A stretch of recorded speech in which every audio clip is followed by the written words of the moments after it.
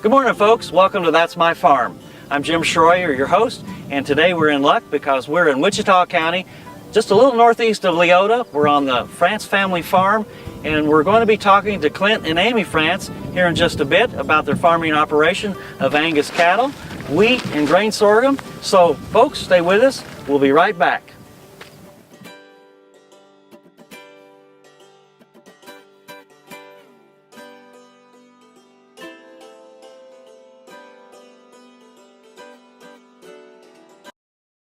Closed captioning brought to you by Ag Promo Source. Together we grow. Learn more at agpromosource.com. That's My Farm is brought to you in part by Tallgrass Commodities. Big enough to serve, small enough to care. Good morning, folks. Welcome to That's My Farm. I'm Jim Schroyer, your host, and today we're in luck because we're in Wichita County, a little northeast of Leota, and we're on the France family farm, and we have Clint and Amy with us this morning, and we have some youngsters as well, and one's running around here off over that way. But Clint, Amy, thanks for being with us, and Clint, if you don't mind, tell us a little bit about how you got started in the operation, a little bit about the operation in the family. So take it away. We back in when my grandfather was a kid, he went to work for a guy a mile away. His name was Barnhart, and the family all worked for him till they grew up and moved away. But my dad always stayed, and my grandfather he passed away working for Barnhart. And when Barnhart passed away, my dad had bought this place here, and he ended up letting part of that go just so we could keep this place here. Right. And we farm to the north of here and to the east over around Scott City. We raise wheat, Milo rotation. We run Black Angus cows, calves, and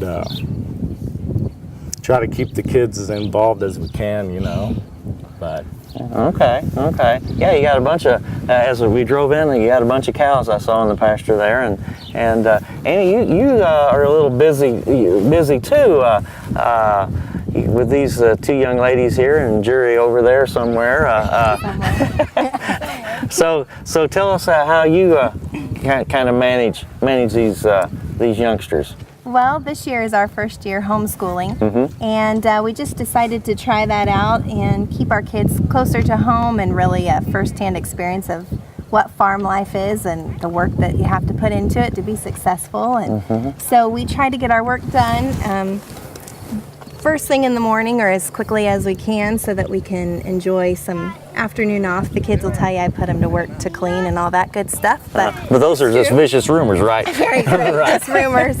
But we enjoy it. We do some projects outside, and they do the chickens and the greenhouse and the garden, and so we just keep them home. Well, yeah, I see the greenhouse over there. They get some activities during the tomatoes during the winter time and that sort of thing. That's a good deal. And you got chickens. Who gets to get the eggs in the morning?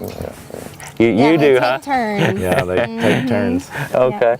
Okay. So a little bit more about the cattle operation. You've got a lot of mama cows, Angus cattle. We run about 280 cows right now, and with the drought, we've cut back our numbers a little bit, but we'll get them back up there. Okay. Yeah, it's been pretty serious in the last few years out in this area, and wheat yields have been inconsistent, and I noticed the pasture as well. Here comes another farm animal up to visit us as well here.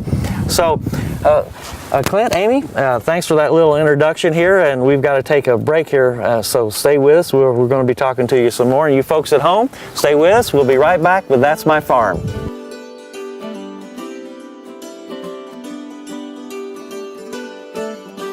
Hi, I'm Kim Mandring with Hardy Insurance. I'm here to help you with all of your farm and ranch needs. When it comes to protecting your operation and your family, you need a name you can trust at a price you can afford. Call me today or visit hardyaviationins.com. Summer is busy at Tarwater Farm and Home. We have just about everything you'll need for your summer projects, and we're consistently competitively priced. Tarwaters can help make your grass and garden grow. And we have a huge variety of equipment to cut it. If you have a farm, Tarwater has the products and equipment to keep it going strong. And our expanded parking lot will make it even more convenient to shop. So come see us at Tarwater Farm and Home in Topeka.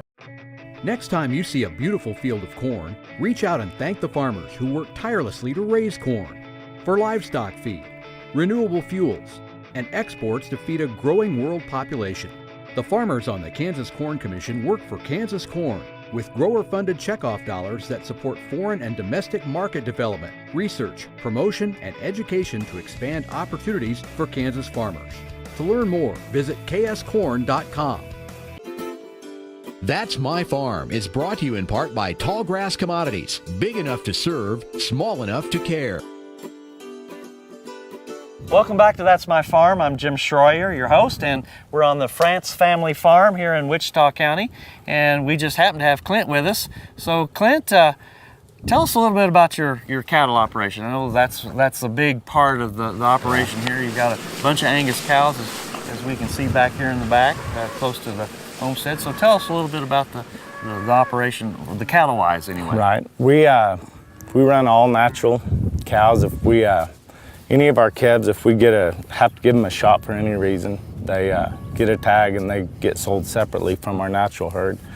Mm-hmm. So obviously with your natural herd, you try to market where? Yes, we do. We try to market them usually around Pratt's, a little bit better area to be for them.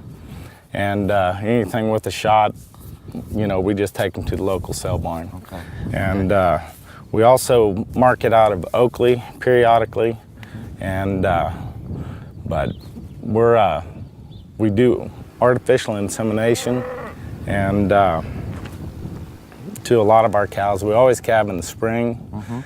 Once in a while, we'll buy a herd that might have some fall calvers, some good cows, but we incorporate them back over into the spring so we can get them down on that green grass,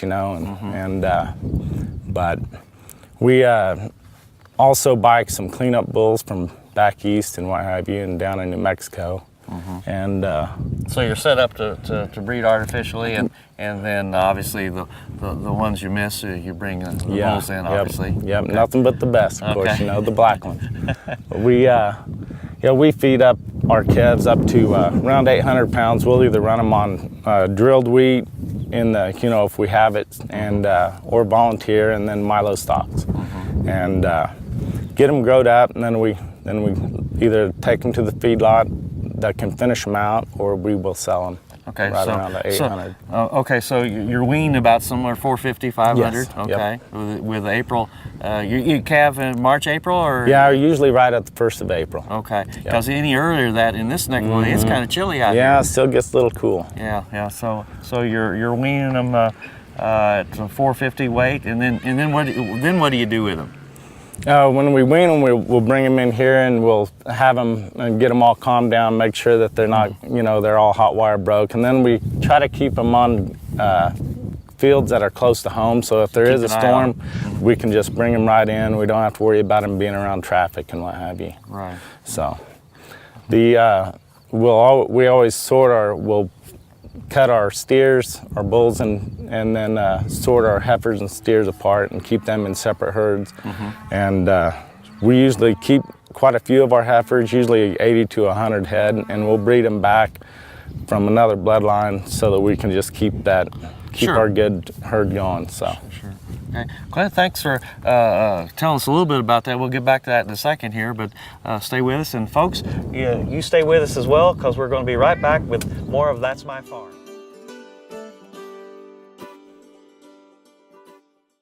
SureCrop Fertilizers was started by my father, Don Sherman, and my mother, Shirley Sherman. Family business is started in the 80s.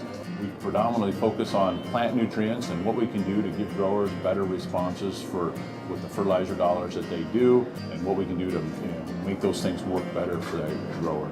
We're based out of Seneca, Kansas. We work with growers in their soil analysis to figure out what they need, and then we can put those in a blend that gives them the best results, and so that we can deliver that direct to their farm so that they have those nutrients where they need them, when they need them, and so that they can apply them in a manner that's very efficient to them and works well in their planting systems and what they're doing.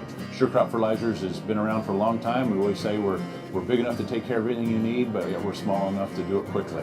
You can get a hold of us at 1-800-635-4743. Our website is surecropfertilizers.com, and you can always email me at Corey@surecropfertilizers.com, and with any questions you have, we'll be glad to answer it and work with you. Ag Promo Source is a unique group of marketing specialists with one mission: help your ag business grow. Each affiliate has their own area of expertise, and they work together to bring you advice, products, and services. To get started, visit agpromosource.com. Ag Promo Source. Together we grow. Next time you see a beautiful field of corn, reach out and thank the farmers who work tirelessly to raise corn for livestock feed, renewable fuels, and exports to feed a growing world population.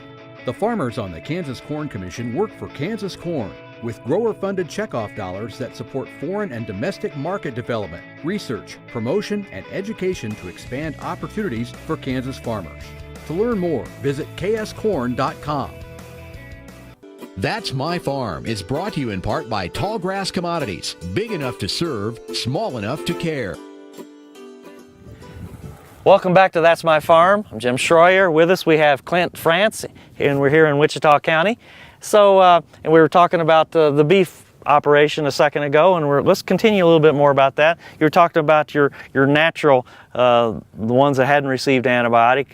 You sell them down in Pratt. That's a good place for it. So I'm hoping you get a little bit of a premium on that, and we've got great prices right now for cattle. Yeah, they're really shining right now, and hopefully it kind of counters for what we're not making on our grain crop, you know, and what have you. But the good part is with our operation, we have our own silage pile we put up, and oat bales, wheat straw bales, milo stalks that we grind, and corn stalks, and we can always take our corn grain or milo, and we can run it through the mill and blend it to feed it to our cattle in the pen if need be. And you know, with the price like it is on corn, it'd make more sense for me to sell my corn to myself for $5 a bushel and give it to my cattle than $3.25 at the elevator, you know. Right, exactly. And, what about feeding? I mean, you talked about your silage, and how much feed are you running through these in the cows during the winter time here? Those girls, they can take on a lot of feed. We usually try not to get them, you know, butterball fat. Try to just get them to survive. We don't want them to, you know, fatten up till spring, or, you know, towards the spring when they get ready to start having babies. And then we'll go ahead and give them a little extra so that they'll have the strength to have those babies. Okay, so what are you feeding? You said you had silage. Yeah. And so how much silage are you going to be feeding on average per day? Oh, you know, it kind of depends on the weather. If it's cold, and if it looks like cold snap coming on, we'll bump up the ration just a little bit so that they'll hold themselves up real well. And we always try to keep them out on grass if we can. And they graze a little bit on that grass too, you know. And we had a pretty wet spring, and the grass really finally started coming on again. And right. After good two or three years of hardly any grass at all. So hay, what kind of hay do you feed? We put up oat hay. We try to rotate that in behind some wheat every year, and really turns out well for us, and they love that oat. They'll eat her up. Okay. Oh yeah. What do you cut it just about heading time? Yeah. Yep. You know, we'll swath her down, put her in round bales so they're easy to handle. Okay. No alfalfa, no prairie hay. Not usually. Okay. Okay. Well, good deal. What about grain? I mean, I was talking silage and forage. What about grain through the year? We'll grind a little milo or corn, depending on kind of what's priced where and what we're looking for. There's a little feedlot that'll trade my whole corn for cracked wet corn or they'll grind corn for me, and we just kind of do a trade deal and work together on it. So. Well, that's handy. Yeah, Anyway. they get to feed my cattle for me too whenever I'm done with them. Okay, okay. Well, yeah, that's good. Well, Clint, we've got to take a word here from our sponsors, and you folks at home, we'll be right back. We're going to be talking about the cropping operation with Clint here in just a second, so stay with us. We'll be right back.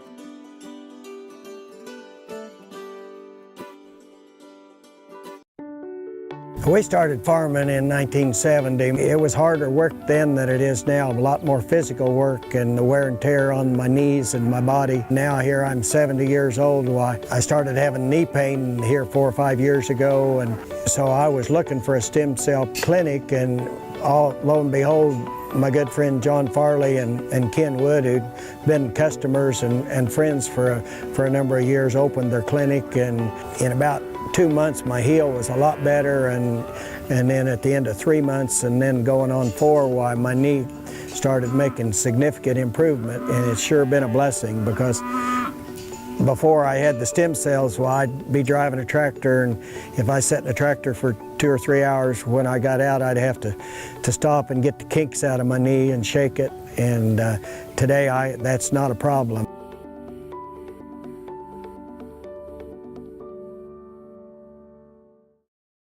Valley Vet Supply is devoted to providing information and professional quality products at reasonable prices. Valley Vet Supply. That's My Farm is brought to you in part by Tallgrass Commodities. Big enough to serve, small enough to care. Welcome back to That's My Farm. I'm Jim Schroyer, and we have Clint France with us here in Wichita County. And obviously we've talked about the beef, and obviously now we're in the wheat field. And so Clint, tell us a little bit about your crop rotation and maybe a little bit how it fits into your cattle operation as well. But obviously we're in the wheat field, so how'd you get to this wheat field rotation-wise?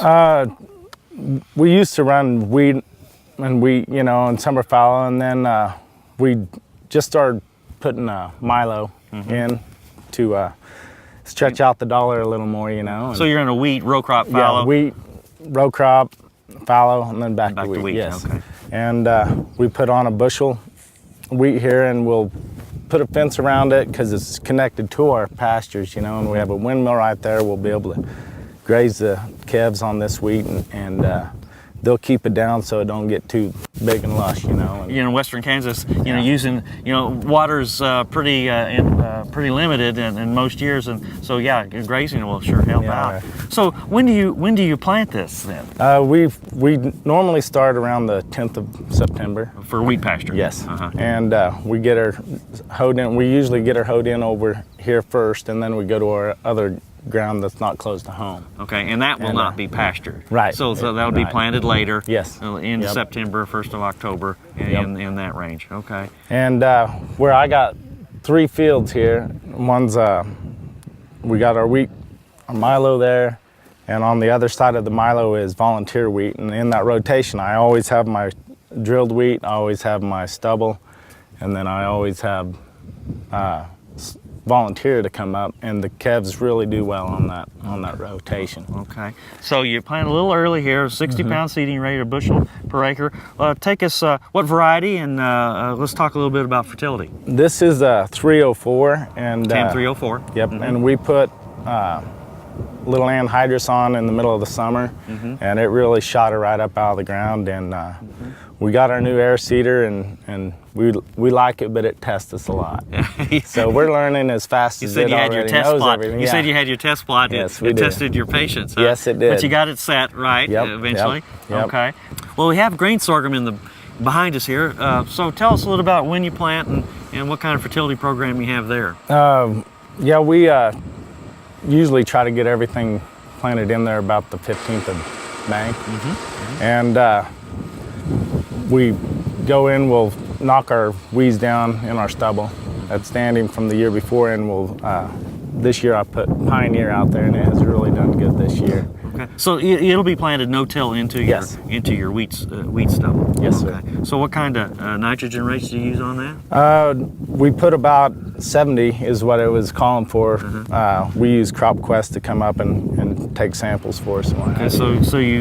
So you take soil tests how often? They do when it. you go to the row crop, Yes. you take a soil test. Yep. Okay. When you go to the row crop. Yep. Okay, well, let's head back up to the house, and we want to talk to Amy about how she handles those kids around the house. So I'm kind of curious about that. So stay with us, and folks, stay with us. We're going to be talking to Amy here in just a moment, and how she's handling the kids, some of their chores. So stay with us. We'll be right back.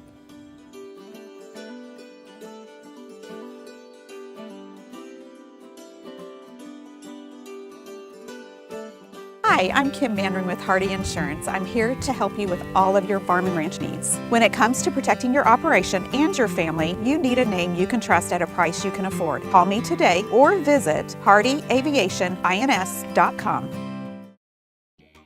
The Kansas Wheat Innovation Center in Manhattan is rediscovering ways to get improved varieties and new genetics in the hands of farmers faster. Grower-led and checkoff-funded research initiatives are bringing about positive change. This grassroots leadership provides a strong voice in Topeka and Washington, D.C. Now is the time to partner with Kansas Wheat in moving wheat forward. Kansas Wheat Commission and Kansas Association of Wheat Growers.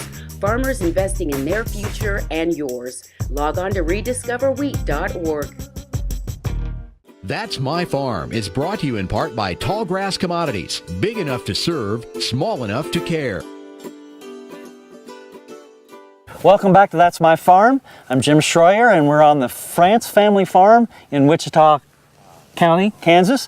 We've been talking with Clint about the farming operation, but Amy, I want to talk to you now about day-to-day activities here on the farm, and you got a bunch of hired hands here behind us, Yeah. so bouncing. That's and right. kind of keeping them in line there. So tell me a little bit how you got here. Well, when I was younger, we moved from Kansas City area over to Leota, just a few miles from here. And so I'm pretty much a city girl, and didn't know much about farming or cattle or anything. Sure. And so it's quite a venture. They would call me and ask me to bring things to the field and give me north, east, west, and I'd say, well, when I get to the mailbox, do I turn left or do I turn right? As a starting point, huh? Yeah, and I think they knew right off that it would be an adventure for sure. But it's been a learning experience, and just learning how to pack the pantry, because you can't just run to town or run to the grocery store, always looking for substitutions. But it's been fun. I couldn't imagine living back in the city again at all.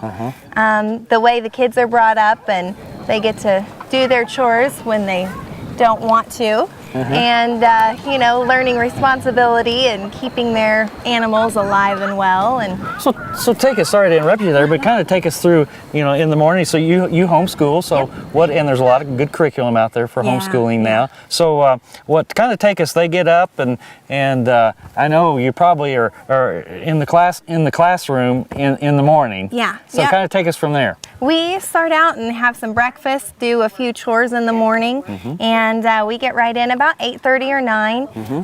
Just going. The school through. bell rings. Yeah. Or mom says, "Let's go!" Finally, and usually Jury goes with Clint so he can actually learn something that day. That 2-year-old's on the move, isn't he? He is. Okay. And we usually start out with Bible and devotions and get that start our day off right. Right. And we're usually done about 1:30 or 2, depending on interruptions. Sometimes we need to run and move people field to field and take parts. So you know where all the fields are now. Oh no, I don't. But I try. You get in the general area. Yeah. In fact, one time I was taking meals to when we were harvesting, and I pulled up. I didn't even have to call Clint. I was really excited. And I get there and I start getting everything unloaded. Oh no, I already see what's coming. Yeah. And pretty soon they're not coming, so I called Clint and he said, Aim, you're at the wrong field. So I was going to deliver food to the wrong field. Wrong harvest group, huh? Yeah. That's Somebody funny. would have been That's hungry. funny. But our day is great. There's its challenges, just like everything, but for the most part, we really enjoy having the kids with us all the time, and the way it works. Okay. So you've got chickens and you've got the greenhouse. We've got carrots from Yep. there too. So Yeah. a lot, and bees. You have bees in And the we have bees. backyard. That's great. A little bit of everything. Well, Clint, Amy, I really want to thank you for taking time out, and I'm sure the kids will appreciate the little way from school this morning. So that's a good. I really appreciate it. I really enjoyed hearing about your family and the family operation, and so thank you very much. And folks, thanks for staying with us on this session of That's My Farm. And next Friday we'll be back with another one of That's My Farm. So be with us. Closed captioning brought to you by Ag Promo Source. Together we grow. Learn more at agpromosource.com.